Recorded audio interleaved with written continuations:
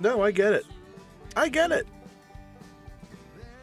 You're tuning in on a Wednesday evening, 7 p.m., 1079 WRFA for Tarp Talk, and you're wondering, when is Dre going to talk about the 2025 season?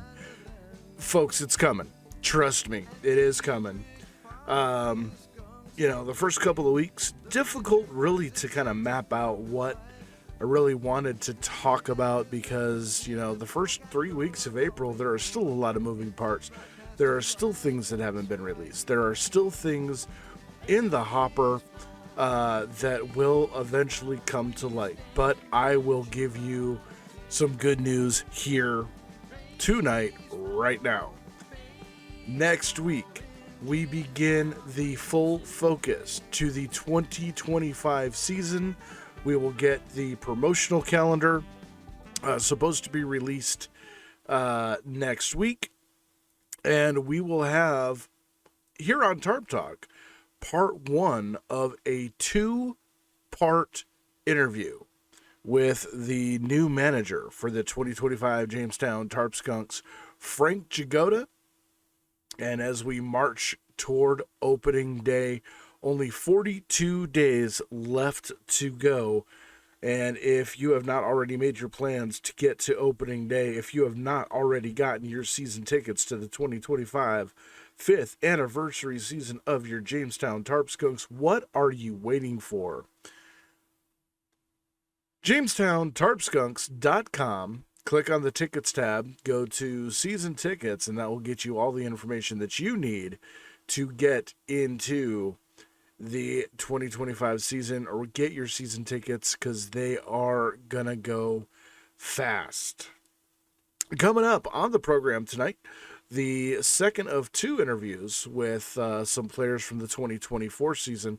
Austin Matranga joining us for a little sit-down conversation, as well as we look ahead to a couple of big changes as far as it pertains to the Jamestown Tarp Skunks broadcast.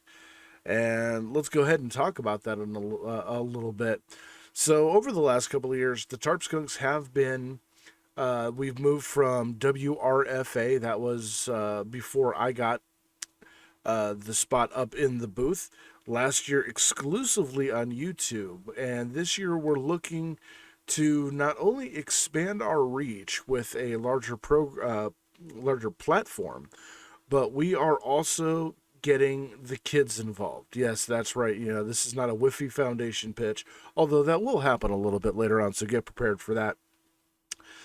Children's Collaborative Services will be the destination home for the Tarp Skunks in the 2025 season. Now, what exactly does that look like?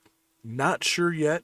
I'm actually going to be meeting with the folks at CSS on Friday.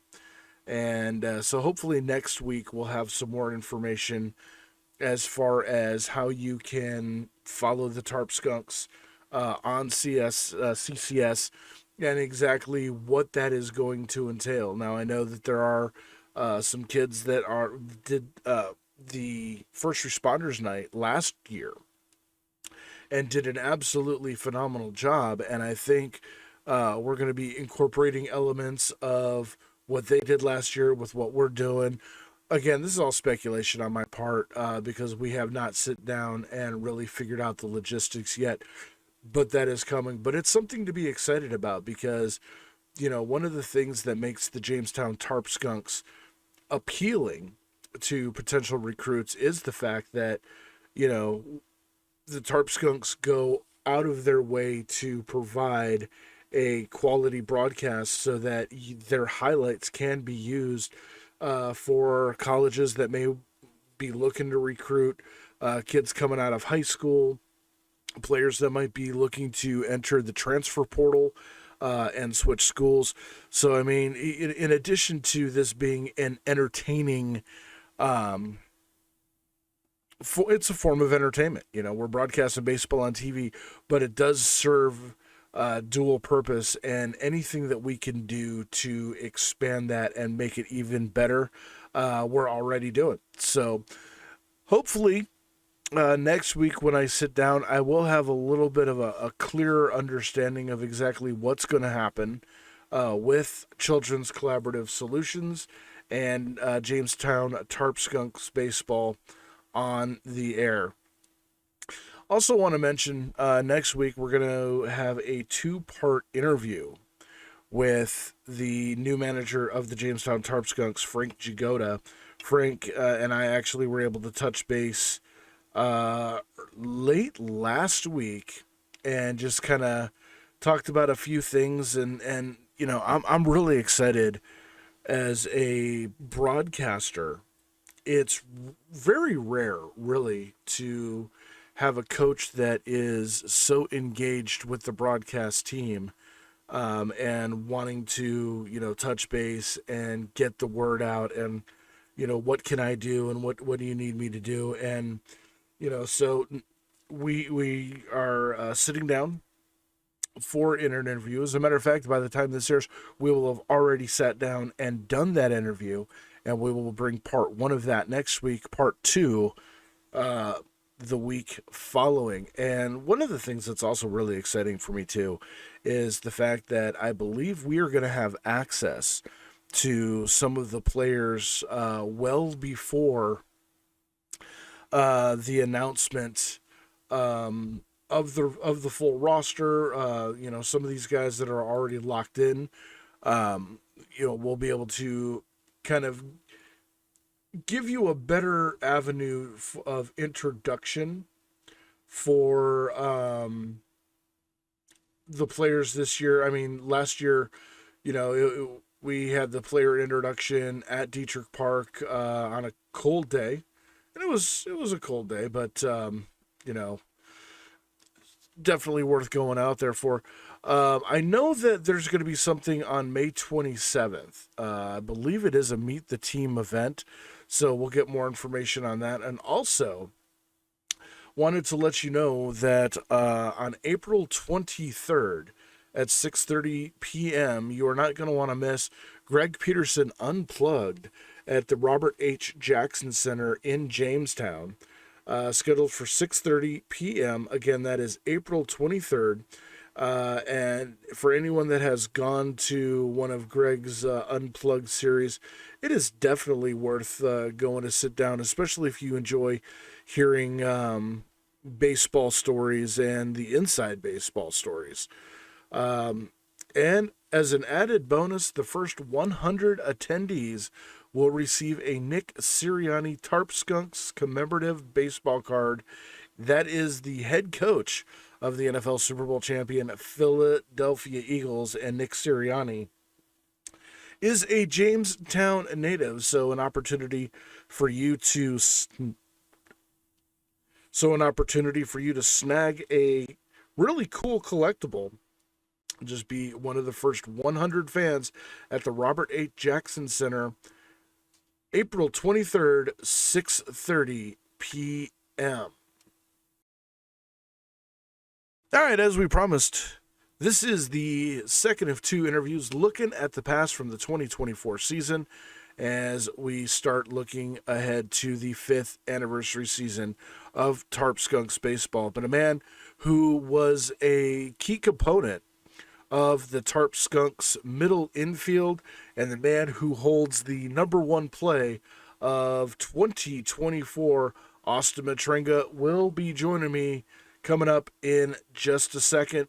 Again, if you have any questions, comments, anything that you want to get off your chest concerning Jamestown Tarp Skunks baseball, go ahead and send me an email at tarptalk2025@gmail.com. That is tarptalk2025@gmail.com. As the pitch takes a bad hop! Scoring is due on! And the Tarp Skunks score 2 in the 9th to beat Auburn 4-3! Walk it off, Austin Matranga!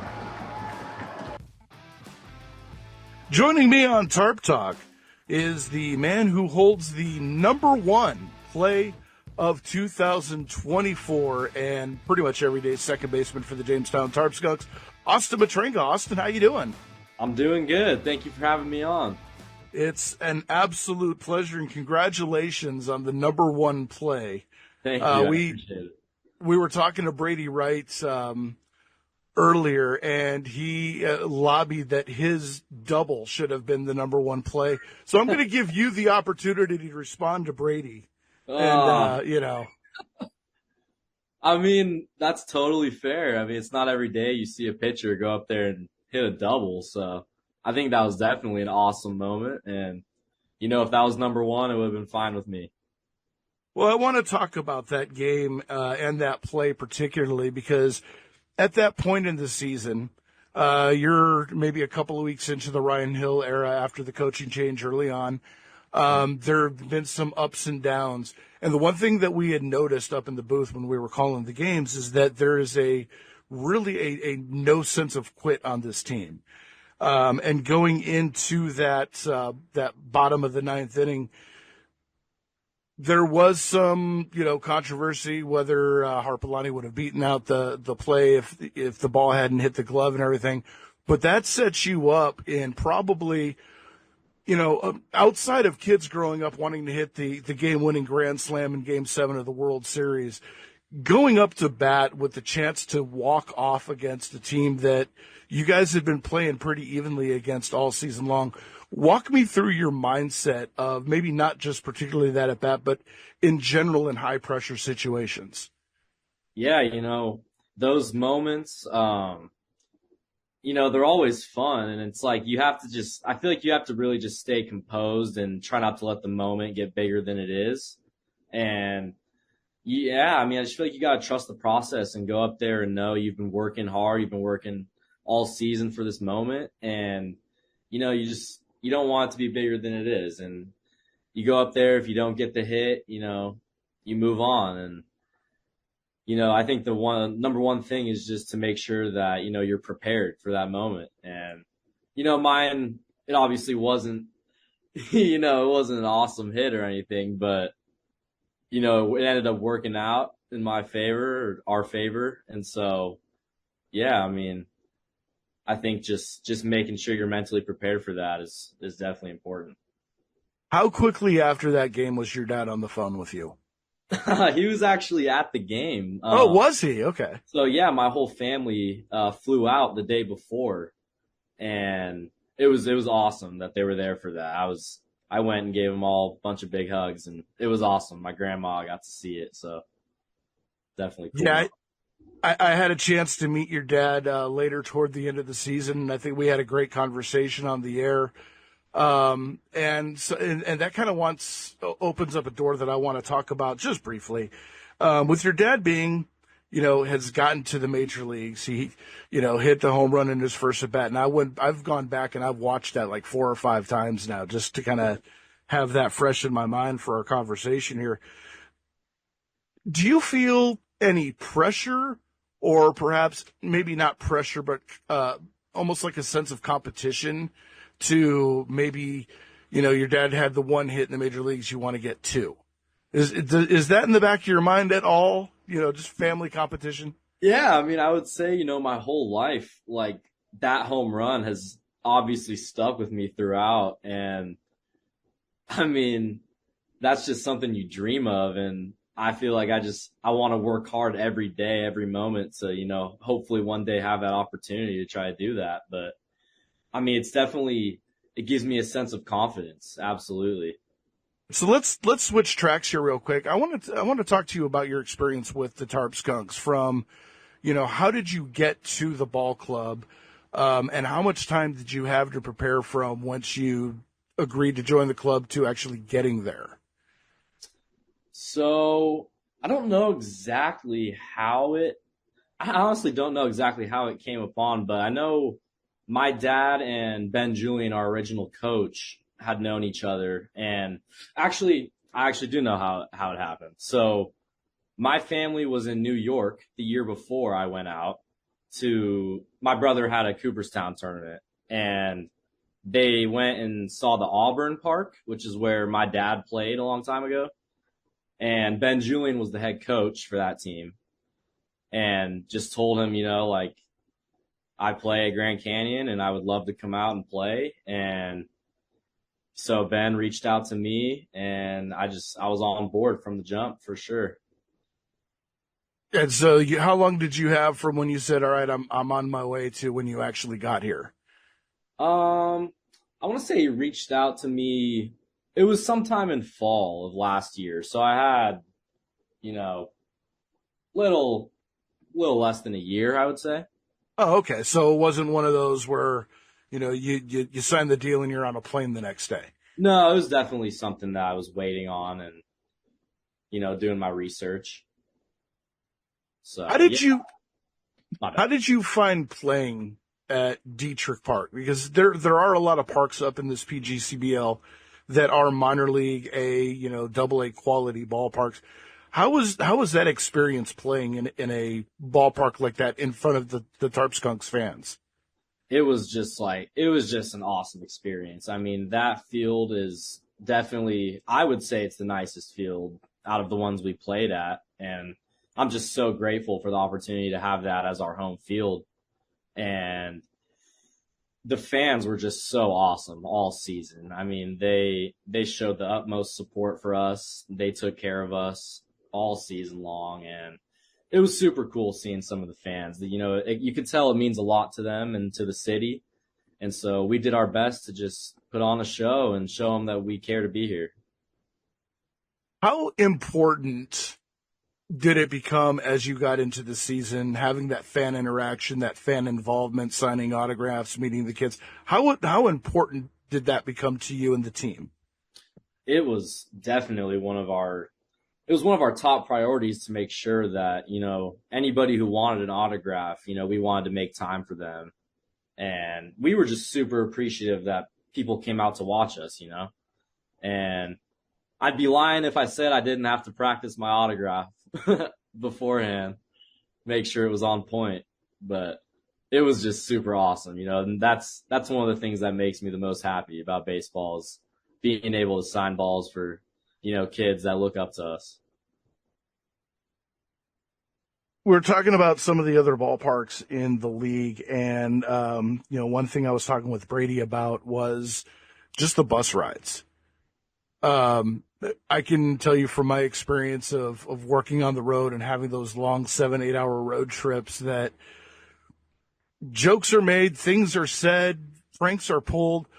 What is your best memory of those road trips on those long drives to like Auburn and Niagara and Batavia? There was this one game we played. It was called Mafia. You might have heard of it, but it's a game that the whole team can be involved in.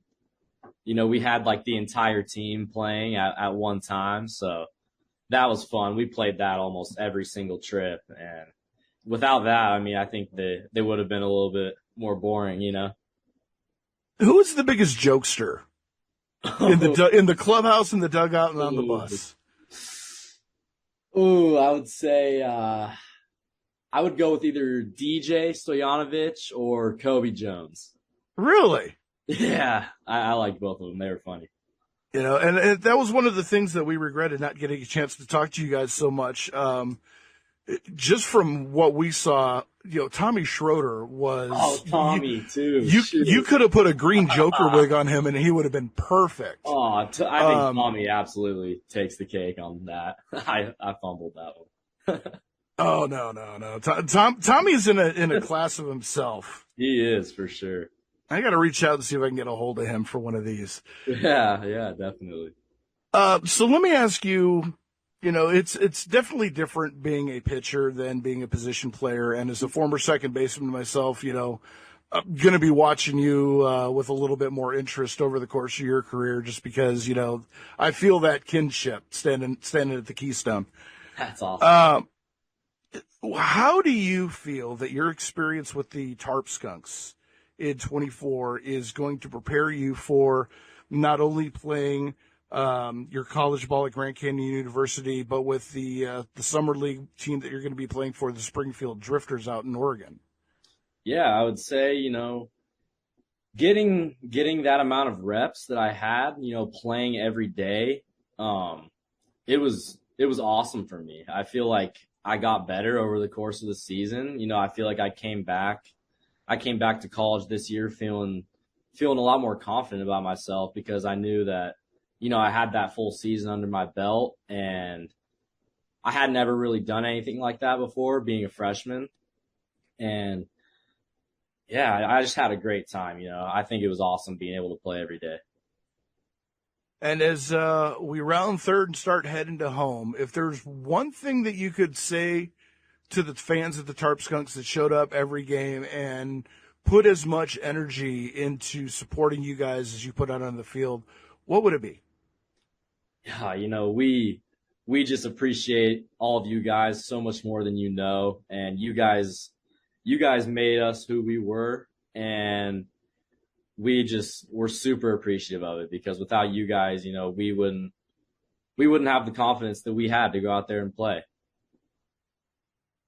All right. Well, Austin, I want to wish you luck in your upcoming season at Grand Canyon University. I want to wish you luck in your upcoming season with the Springfield Drifters. And definitely don't be a stranger. Check in with us. Let us know how you're doing. Absolutely. Thank you so much, Jerry. I really appreciate having me on. Absolute pleasure. Austin Matranga has been our guest here on Tarp Talk. We'll be back in just a moment.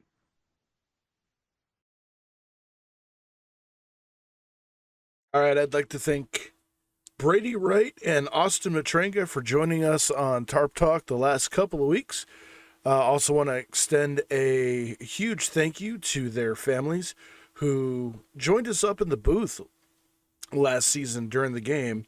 And if you are a parent, family member of one of the 25 Jamestown Tarp Skunks players, and you want a tour and perhaps a chance to come up to the booth to say hi and, basically get some free airtime to gush over your kid and let these college and major league recruits know why they should be looking at them. Hey, give Christian a call out at the ballpark or send me an email, tarptalk2025@gmail.com, and we will do our best to accommodate you. Always nice to have the parents up in the booth during the game. It adds definitely, I think, a different dynamic and one that from the feedback that I got was rather enjoyable, both by the parents who participated and those watching at home. All right. Yep. It is that time where we discuss a few housekeeping items here. First and foremost, don't forget Greg Peterson Unplug set for April 23rd, 6:30 p.m. That is going to be next Wednesday. So, go check out Greg and bring your little transistor radios for those of you that remember them and listen to Tarp Talk as that is going on. Remember, if you're one of the first 100 attendees, you will get a cool collectible Jamestown Tarp Skunks collectible baseball card of Jamestown native and Super Bowl winning coach Nick Sirianni. And just on a personal note, thank you, Nick, for beating the Kansas City Chiefs for multiple reasons, Taylor Swift not being the only one. But yeah, great Super Bowl and a great job by the Jamestown native to lead the Eagles to the title.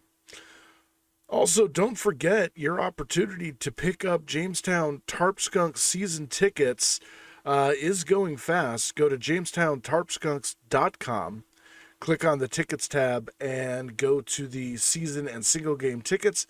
It will give you all of the information that you need to get your tickets for this historic 2025 season, 5th anniversary of Jamestown Tarp Skunks baseball.